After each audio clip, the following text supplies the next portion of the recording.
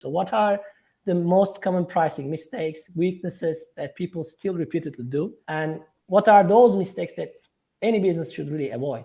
So I was looking at the report given by Snap-on CEO. Snap-on makes tools usually used by mechanics fixing cars. Okay. That's a decent example of what Snap-on is. The CEO had a toolbox that was flying off the shelves. And so he was going to build a larger plant to make more of these toolboxes that are selling really well.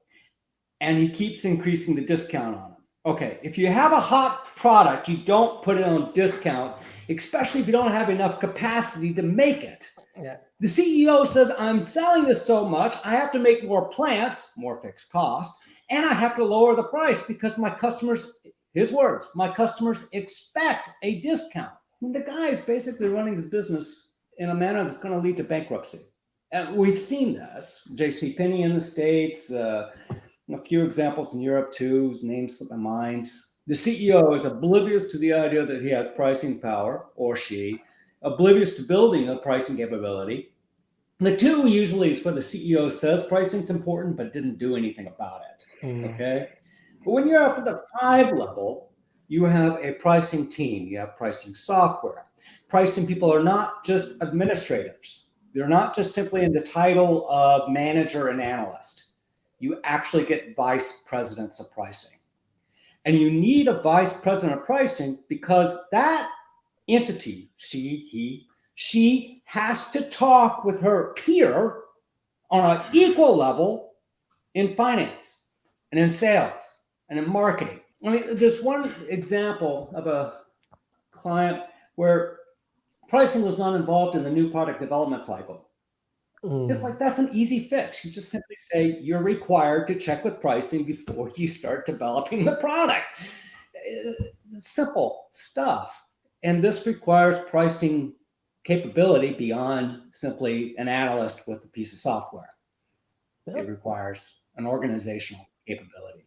Yeah, I think this is not mostly like stated. I really like that, and it's really refreshing for me, because I think since we are too much into tech, we always think about tech capabilities, the software in use, etc. But I really like the fact that Tim just really emphasized the people, like human side of the, let's say, capabilities, which is at least from what I see, not commonly mentioned. So it's, I think, a very refreshing thing.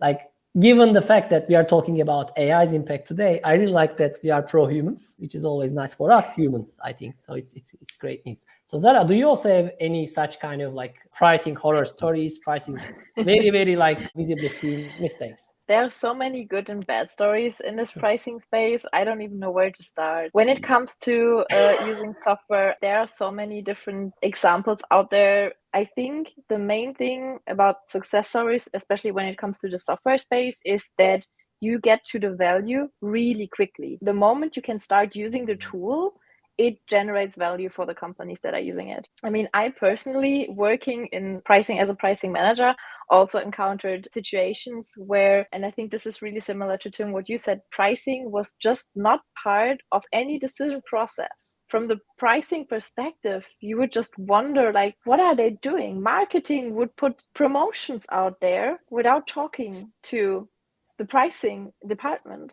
I mean, I think it's not hard to understand that if you work like this as a business, not putting pricing as the central thing in your organization, you cannot be successful, especially not on the long term. And also, what I have seen is that if you are not aware what is going on regarding pricing in your company, you tend to easily frustrate your customers, whether it be B2C or B2B.